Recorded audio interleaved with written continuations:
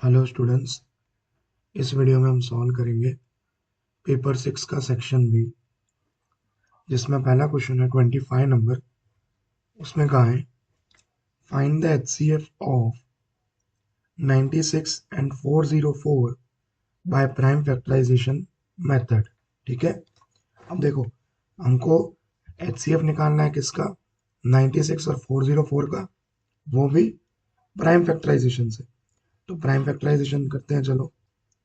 ये है 96, तो ये हो गया 248 जा 96, 224 जा 48, 212 जा 24, 26 जा 12, 23 जा 6, और यह हो गया 31 जा 3। ठीक, फिर इस तरफ हम फैक्टर्स निकालेंगे 404 के। ठीक है, ये हो जाएगा 202। ठीक है, फिर ये हो गया 101। अब 101 को डिवाइड करेंगे, देखो किससे डिवाइड हो रहा है, 1 प्लस 1 नहीं, 7 1 जा 7। 101 एक खुद एक प्राइम नंबर है, तो ये 101 1 जा। ठीक है, ये आ गए, सबके फैक्टर्स आ गए 96 और 404 के। ठीक, अब 96 के फैक्टर्स की अगर मैं बात करूं, तो वो देखो कितने हैं, 2 to the power 1 2 3 4 5 and multiplied by 3। और मैं अगर 404 की बात करूं, तो वो है 2 to the power 2 multiply by 101।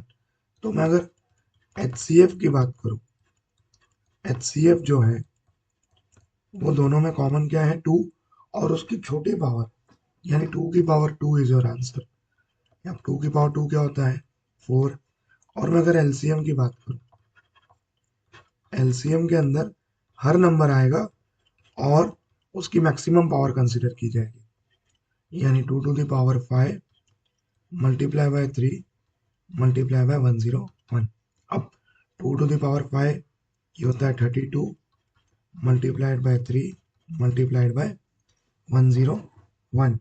हम मल्टीप्लाई करेंगे 32 को 3 से, दैट इज 96, एंड उसमें मल्टीप्लाई करेंगे 101, तो आंसर विल बी 9696। एलसीएम आया 9696 और एचसीएफ आया 4। ठीक, क्वेश्चन नंबर 26 में बोला है solve the following pair of linear equations. ठीक है, अब देखो यहाँ पे जो ये क्वेश्चन दिया है, इसमें मेंशन नहीं किया है कि आप कौन से मेथड से करेंगे, तो वो आपके ऊपर डिपेंड रहता है। आप सब्स्टिट्यूशन से जाना चाहो तो भी ठीक है, एलिमिनेशन से जाना चाहो तो भी ठीक है।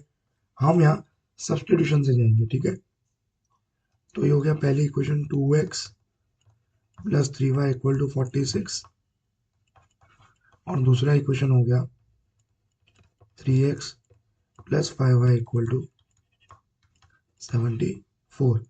क्या करेंगे हम, पहले इक्वेशन में से किसी भी एक वेरिएबल को सब्जेक्ट बनाएंगे। ठीक है, from equation 1 2x plus 3y equal to 46, तो 2x यहाँ से देखो बेटा क्या हो गया, 46 माइनस 3y, तो x हो जाएगा 46 माइनस 3y अपॉन में 2। अब यही वैल्यू हम सब्सटीट्यूट कर देंगे इक्वेशन 2 में, तो substitute x equal to 46 minus 3y by 2 in equation 2। In equation 2 सबसे पहले इक्वेशन 2 लिख देंगे, तो ये हो गया 3x plus 5y equal to 74। ये लिखा 3, x की जगह क्या आएगा, 46 माइनस 3y अपॉन में 2 प्लस 5y इक्वल टू 74। देखो 2 से 3 तो कटेगा नहीं, तो 3 को अंदर मल्टीप्लाई करवा देंगे, 46 3 जा ये 8 एंड 1 ऊपर 138 माइनस 3 3 जा 9 माइनस 9y प्लस ये 2 देखो यहाँ आ जाएगा, तो ये बन गया 10y, और यही 2 यहाँ 74 के पास भी जाएगा, तो ये हो गया 148। तो यहाँ से इक्वेशन बेटा बनेगी 138, देखो माइनस 9y प्लस 10y होगा प्लस y इक्वल टू 148। तो y का वैल्यू यहाँ से क्या आएगा 148 माइनस 138। तो y का वैल्यू हमें मिला 10। अब ये y इक्वल टू 10 किसी भी एक इक्वेशन में पुट कर देंगे। Put y equal to 10 in equation 1। सबसे पहले इक्वेशन 1 लिखेंगे 2x plus 3y equal to 46। तो ये हो गया 2x plus 3 into 10 equal to 46। तो ये हो गया 2x प्लस 30 3 10 30 इक्वल टू 46। तो 2x इक्वल टू हो गया 46 minus 30। 2x equal to 16। x equal to 16 by 2। x का वैल्यू आया 8। x equal to 8 y equal to 10। End में सॉल्यूशन लिख देंगे। Solution equal to x comma y equal to 8 comma 10 is your answer. Okay. Question number 27 में बोला है the product of two consecutive positive integers is 306। Find those integers. देखो यहाँ पे अगर बात करें कंसेक्यूटिव, कंसेक्यूटिव का मतलब होता है प्लस वन। मतलब देखो कोई भी एक नंबर है जैसे 2, तो उसका बेटा कंसेक्यूटिव क्या होगा 3। सिमिलरली 3 के कंसेक्यूटिव की बात करें तो 4, 4 का कंसेक्यूटिव 5। ठीक है। कंसेक्यूटिव यानी पिछले नंबर में 1 को ऐड कर देने का। तो यहाँ पे हमें इंटीजर्स तो मालूम नहीं है कौन से हैं, तो हम क्या करेंगे सपोज करेंगे let the two consecutive positive integers be x। अगर पहला इंटीजर x होगा तो दूसरा क्या हो जाएगा x प्लस वन। ठीक है, क्योंकि पिछले वाले में हम क्या ऐड करेंगे 1 ऐड करेंगे। अब according to the given condition, according to condition हमें क्या बोला है कि इनका जो प्रोडक्ट है वो है 306। यानी x multiply x plus one हमें कितना मिला है 306। ठीक है। तो देखो ये x से मल्टीप्लाई हुआ पहले एक्स स्क्वायर, और ये x 1 से मल्टीप्लाई हुआ तो x इक्वल टू 306। ठीक है। यहाँ से हम क्वाड्रेटिक इक्वेशन क्रिएट करेंगे x square plus x minus 306 equal to 0। अब 306 के दो फैक्टर्स निकालने हमें। ठीक है। जिन्हें मल्टीप्लाई करें तो 306 आए और माइनस करें तो 1 आए। ठीक है। 2 1 जा 2, 2 5 जा 10, और ये आ गया 3। ये आ गया 3, 3 आएगा 3। ठीक है। 153 फिर 3 से डिवाइड करेंगे 351 जा, 3 17 जा, और ये 17 1 जा। अगर हम यहाँ बात करें 2 इंटू 3 6, 6 इंटू 3 कितना 18, और यहाँ पे है 17। यानी 18 इंटू 17 देखो क्या आ रहा है 306, और 18 माइनस 17 करने में क्या मिलेगा 1। तो हमारा इक्वेशन कुछ ऐसे बनेगा एक्स स्क्वायर यहाँ पे माइनस 306 इक्वल टू 0। 18x बड़ा नंबर है तो पहले 17x बाद में। यहाँ साइन प्लस है तो यहाँ भी प्लस, और प्लस माइनस होता है माइनस, तो यहाँ पे आ जाएगा माइनस। x कॉमन, इक्वेशन बनेगा x प्लस 18। सिमिलरली यहाँ भी बनेगा x प्लस 18 और माइनस 17 आ जाएगा कॉमन। तो x माइनस 17 और x प्लस 18 इक्वल टू 0 होगा। तो x इक्वल टू पहला मिलेगा हमें 17 और x इक्वल टू माइनस 18। ये पॉसिबल नहीं है क्योंकि हमें क्या बोला है पॉजिटिव कंसेक्यूटिव चाहिए। हमें क्या चाहिए कंसेक्यूटिव तो चाहिए, पर वो कैसे होने चाहिए पॉजिटिव। यानी हमें पहला इंटीजर मिल गया 17। ठीक है। तो सेकंड इंटीजर जो हमने सपोज किया है वो क्या है देखो, वो है x प्लस वन। तो वो हो जाएगा 17 प्लस वन इक्वल टू 18। ठीक है।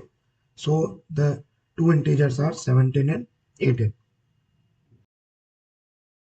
क्वेश्चन नंबर 28 में बोला है find the values of k for which the following quadratic equation has real and equal roots.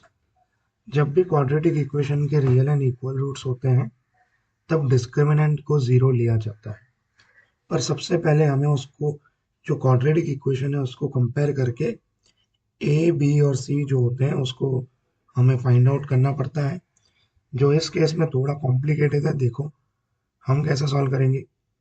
ये है एक्स स्क्वायर प्लस, मैं ब्रैकेट ओपन कर रहा हूँ, ठीक है, तो के इंटू एक्स हो गया 2kx प्लस के स्क्वायर माइनस के into one minus k plus 2 equal to 0। अब कंपेयर करेंगे तो देखो यहाँ से हमें ए मिलेगा, यहाँ से बी, और ये पूरा आपका कांस्टेंट हम सी हो जाएगा। तो हम लिखेंगे comparing with a x square plus b x plus c equal to 0। We get a equal to 1, b देखो क्या है 2k, और सी क्या है के स्क्वायर माइनस के प्लस 2। अब यहाँ बोला है equation has real and equal roots, तो डिस्क्रिमिनेंट क्या हो जाएगा 0, तो बी स्क्वायर माइनस 4 इसे हम लिख सकते हैं 0। अब देखो बी क्या है 2k, क्योंकि 2k का square minus 4 into a is 1, c is k square minus k plus 2 equal to 0। तो ये हो गया 4k square minus 4 into k square, minus 4k square minus 4 into minus k तो plus 4k minus 4 into plus 2 तो minus 8 equal to 0। 4k square cancel out हो गया। What we are left with is 4k minus 8 equal to 0, 4k equal to 8, so k equal to 8 by 4, which means k का value हमें मिला 2. The value of k is 2. Okay. Question number 29 में बोला है which term of the AP 45, 41, 37, 33 is its first negative term। यानी इस AB का मतलब इस AP का सबसे पहला नेगेटिव टर्म कौन सा होगा वो हमें पता लगाना है, ठीक है। देखो उसके लिए हमें क्या करना पड़ेगा, सबसे पहले ए हम लिख देते हैं 45, डी इज 41 माइनस 45, तो डी का वैल्यू आया -4। जब भी हमें किसी भी एपी का फर्स्ट नेगेटिव टर्म पता करना हो तो हमें कंडीशन याद करेंगे, वो है a n is less than 0, a n less than 0। अब ए ऑफ एन क्या होता है, a plus n minus 1 into d less than 0। A is 45 plus n हमें मालूम नहीं है, ठीक है, -1, डी इज -4 लेस देन 0। तो 45, अब देखो ये मैं प्लस लिखा, ये -4 अंदर जाने दे रहा हूँ, तो -4 into n -4n, -1 into -4 is +4 less than 0। तो ये हो गया 45 plus minus -4n plus plus +4 less than 0। तो यहाँ से 49 माइनस 4n लेस देन 0, तो मैं यहाँ से लिख सकता हूँ 49 लेस देन प्लस 4n, क्योंकि -4n आ गया, तो ये हो गया 49 divided by 4 less then n। अब अगर हम इसको डिवाइड करें 4 से, 4 1 जा 4 या 2 पॉइंट, मान लो हमारे पास बचेगा 8 1 अगेन 2, ठीक है, यानी 12.2 लेस देन n, यानी मैं कह सकता हूँ कि n ग्रेटर देन 12.2। अब कोई भी नंबर 12.2 से बड़ा कौन सा होगा, 13, ठीक है। तो 13 is the first negative term of its AP, यानी of this AP. 13th term of the given AP is its first negative term. ठीक। क्वेश्चन नंबर 30 में बोला है if tan of a plus B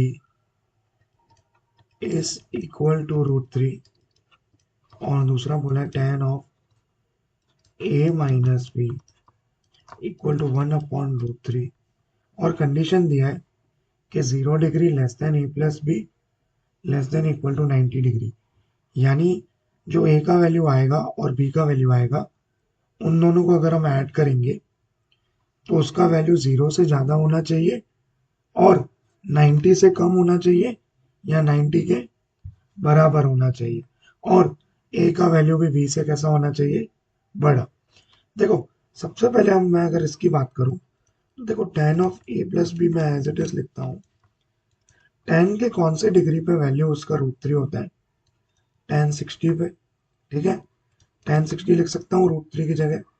दोनों तरफ tan कैंसल आउट, हमारे को मिला a plus b equal to 60 और इसको मैंने दे दिया इक्वेशन नंबर 1।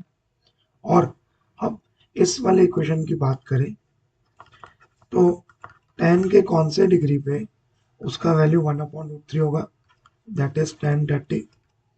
दोनों तरफ tan कैंसल आउट, हमको मिला a minus b equal to 30। ये इक्वेशन नंबर 2। दोनों इक्वेशंस को मैं ऐड करवा रहा हूँ, एडिंग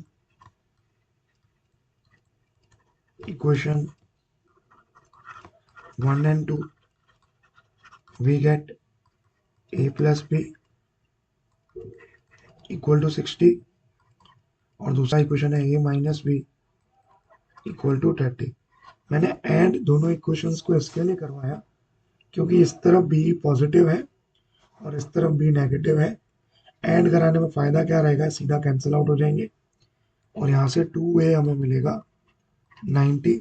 तो a का वैल्यू यहाँ से बेटा क्या आ जाएगा, 90/2 45। अब a का वैल्यू 45 किसी भी इक्वेशन में पुट कर देंगे। Put a equal to 45 in equation 1 we get. ठीक है, तो a plus b equal to 60 है, तो 45 प्लस बी इक्वल टू 60। तो b का वैल्यू देखो क्या आया, 60 माइनस 45, तो b इज 15। देयरफॉर a का वैल्यू वी गॉट 45 और b का वैल्यू वी गॉट 15। देखो दोनों कंडीशंस को सेटिस्फाई भी कर रहा है, a प्लस बी 90 से कम है और a b से बड़ा भी है। ठीक। क्वेश्चन नंबर 31 में प्रूव दैट पूछा है, prove that sine a plus cosec a whole square plus cos a plus sec a whole square equal to 7 plus tan square A plus cot square a. सबसे पहले हम क्या करेंगे, LHS लिख देंगे। LHS है sine a plus cosec a to the whole square plus cos a plus sec a to the whole square. अब हम a plus b whole square यहाँ पे लगाएंगे और इस ब्रैकेट को ओपन करेंगे। सिमिलरली ये ब्रैकेट भी ओपन करेंगे तो ये हो जाएगा sine square a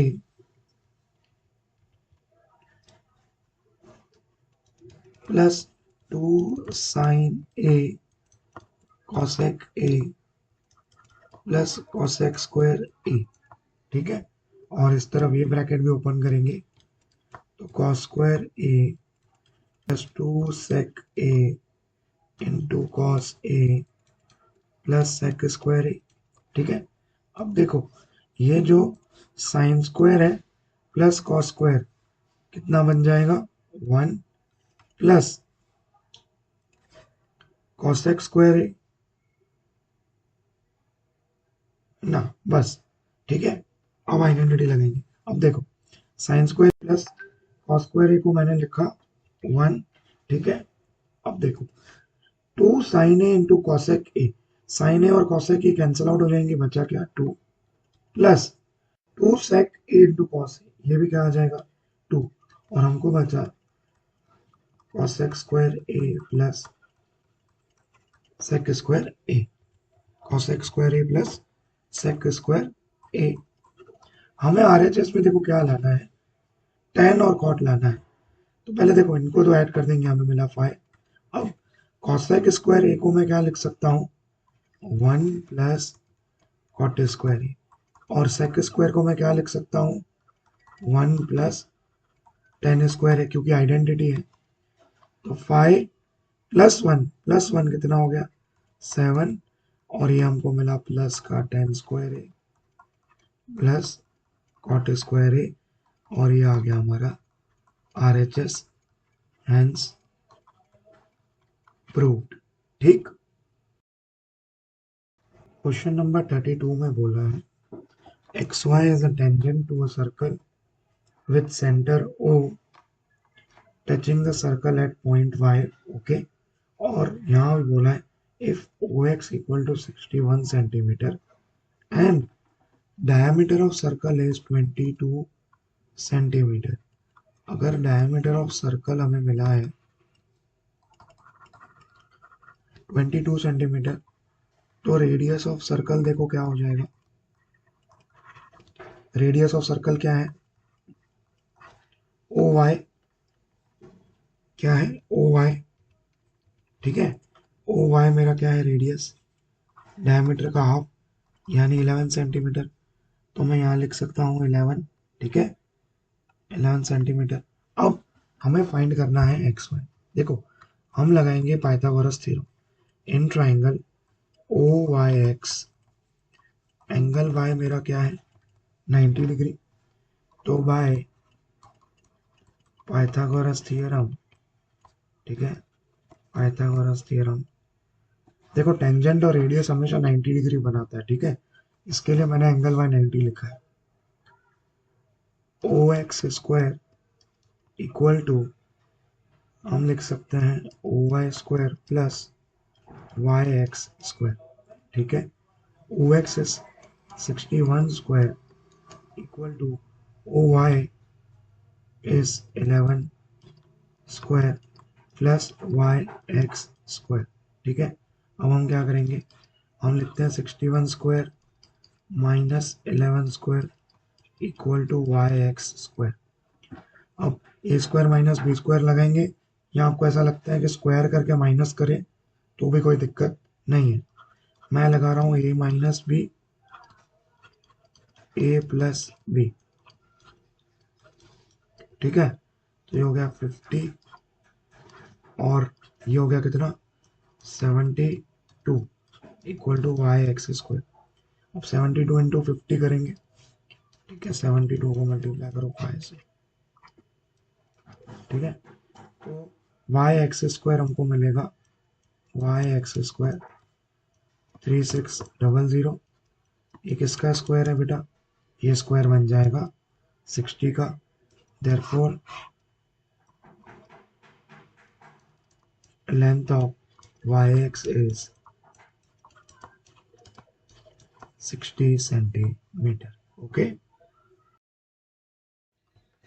question number 33 में बोला है the surface area of two sphere are in the ratio 16:9, then find the ratio of their volumes.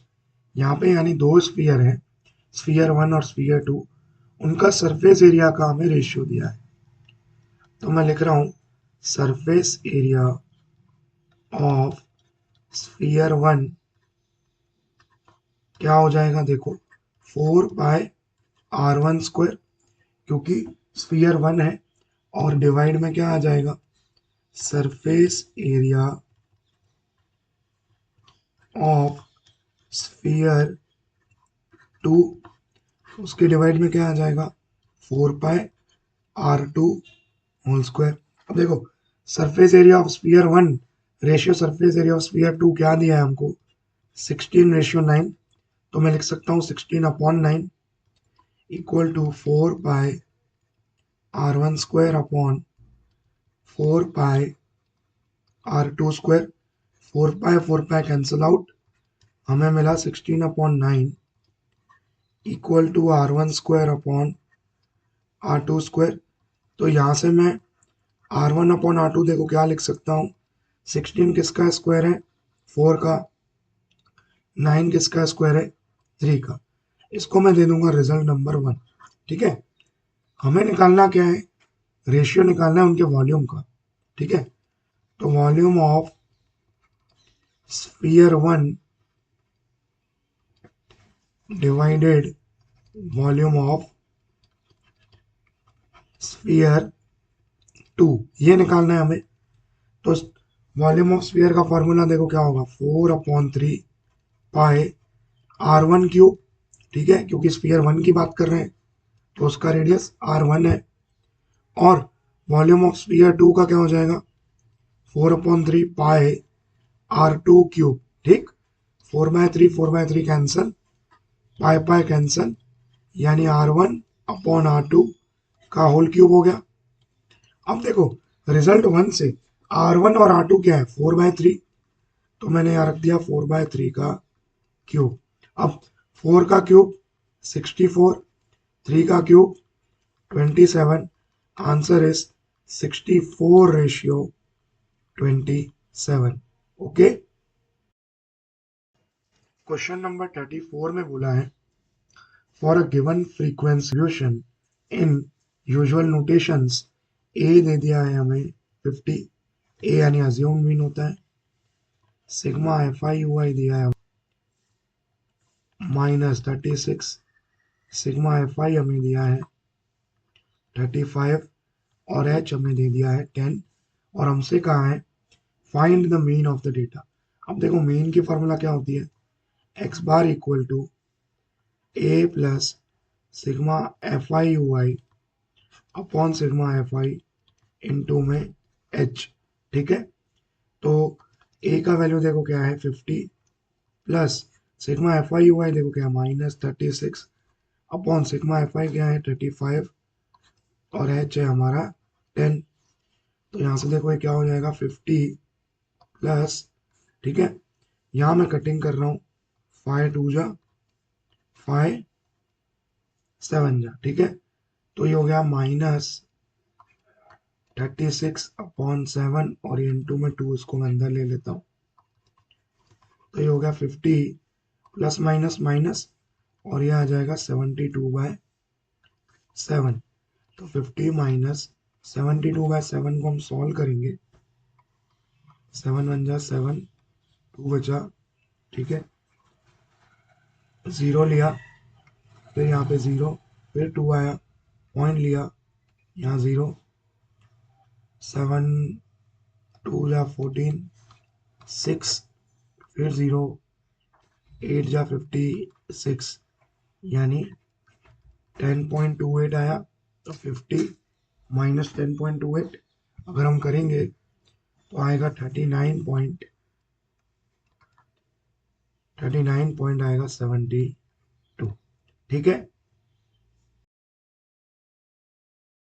Question number 35 में पूछा है, find the median of the following frequency distribution. Class दे दिया और frequency दे दिया। देखो मीडियन में हम सबसे पहले क्या करते हैं, CFI निकालते हैं। तो ये वाला फ्रीक्वेंसी यहाँ सेम जाता है 5, फिर हम ऐड करते हैं 5 + 7 12, 12 और 12 24, 24 और 10 34, 34 और 8 42, 42 और 6 48, 48 और 2 ही हो गया 50। और हम यहाँ फ्रीक्वेंसी में चेक करते हैं कि वो सेम आ रहा है कि नहीं आ रहा है। अब 50-50 यानी हमने CFI का जो टोटल है वो एकदम सही किया है। अब हम लिखेंगे M equal to n/2th observation. ठीक है, n/2th ऑब्जर्वेशन यानी 50/2, यानी 25th ऑब्जर्वेशन, 25th ऑब्जर्वेशन। अब जब हम मीडियन फाइंड करते हैं तब हम जो 25th ऑब्जर्वेशन है वो CFI में चेक करेंगे। देखो वो 25 जो है 24 के बाद आएगा। ठीक है, तो ये वाला हम इसको हाईलाइट कर देंगे। ठीक है, हाईलाइट करने के बाद CFI में जिसको हाईलाइट किया उसके ऊपर वाला हुआ CFI, 10 हो गया FI, और 60 मेरा बन गया L। क्या बन गया, L। अब हम लिखेंगे median M equal to L plus n/2 minus CFI upon में एफ आई इंटू में एच, मीडियन का फॉर्मूला। एल देखो कितना है 60 प्लस एन बाई टू कितना आया 25 माइनस सी एफ आई कितना 24 अपॉन एफ आई कितना 10, और क्लास लेंथ भी देखो कितना है 10 का। जो गैप होता है ना 30 से 40, 40 से 50, इसमें गैप कितना है 10 का, तो ये लिख दिया मैंने 10। 10 से 10 कैंसल आउट, हमें मिला 60 प्लस 25 माइनस 24 इज 1, तो मीडियन का वैल्यू क्या आया 61। ओके। क्वेश्चन 36 में बोला है from a pack of 52 playing cards kings queens jacks and aces of black colour were removed from the remaining cards a card is drawn at random. Find the probability that the card drawn is first a face card and second a red card. देखो क्या कह रहा है, सबसे पहले एक बात समझना कि टोटल कार्ड्स जो होते हैं, टोटल प्लेइंग कार्ड्स जो होते हैं वो होते हैं 52। अब इसमें से किंग क्वीन और जैक एस ये ब्लैक कलर के रिमूव कर रहे हैं। कौन से कलर के रिमूव कर रहे हैं? ब्लैक कलर के। तो देखो किंग ब्लैक कलर के होंगे 2, क्वीन भी 2, जैक्स भी 2 और एसिस भी 2, टोटल कार्ड्स ये हो गए 8। तो अब हमारे पास कार्ड्स बचे कितने, रिमेनिंग कार्ड्स कितने बचे, रिमेनिंग कार्ड्स हमें बचे 52 में से 8 चले गए, तो हमारे पास प्लेइंग कार्ड्स अब कितने हैं 44। ठीक है, अब इसमें से हमें एक कार्ड सेलेक्ट करना है रैंडमली और वो होना चाहिए एक फेस कार्ड। देखो सबसे पहले first question, let P of A be the probability that card drawn is a face card, is a face card। अब देखो फेस कार्ड टोटल होते हैं 12। टोटल फेस कार्ड कितने होते हैं, टोटल फेस कार्ड्स होते हैं 12। 12 में से फेस कार्ड ब्लैक वाले 2, 4 और 6 इधर चले गए, तो फेवरेबल आउटकम्स देखो कितने बचेंगे हमारे पास, टोटल होते हैं 12। पर इस 44 में ये 6 तो है ही नहीं, किंग क्वीन और जैक, तो 6 हट जाएंगे, तो हमारे पास ऑप्शन कितना बचा सिर्फ 6 का। तो पी ऑफ ए यहां से क्या होगा, फेवरेबल आउटकम्स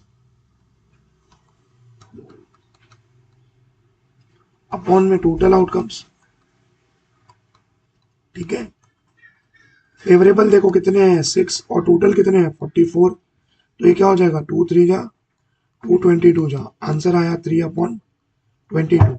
ठीक है, सेकंड में क्या बोला है कि प्रोबेबिलिटी बताओ कि कार्ड एक रेड कार्ड होना चाहिए। ठीक है, अब देखो समझना है इसको, हम सपोज करेंगे late P of B be the probability